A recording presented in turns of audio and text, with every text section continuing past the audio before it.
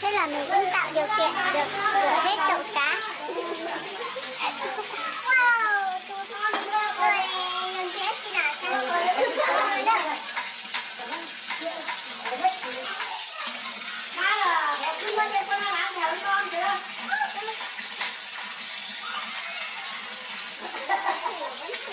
mới giờ con đi nó để tại chú đây chứ không cầm. Cái đó lại câu coi. Đó lại câu coi.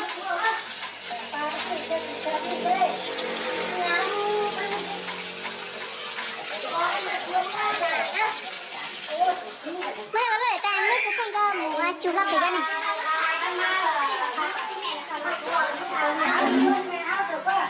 Nãy em ra chưa?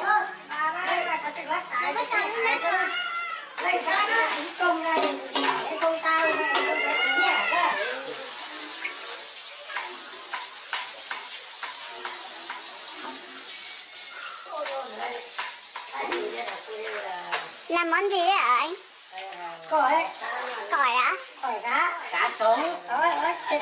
Ôi, chết biết anh làm này. Anh mô tả một chút về món này xem nào. Ôi chưa, tí ấy, bây giờ làm xong tí rút xương. Cái này là lâu như thế để hết cái gì? Đây để cho nó khô thì cho nó đỡ phải dính nước. Tí nữa ngon. Cá gọi. Em con món này đâu tí anh chế cho nhé. Anh chế đi. Ôi ơi, đẹp quá sao mà nó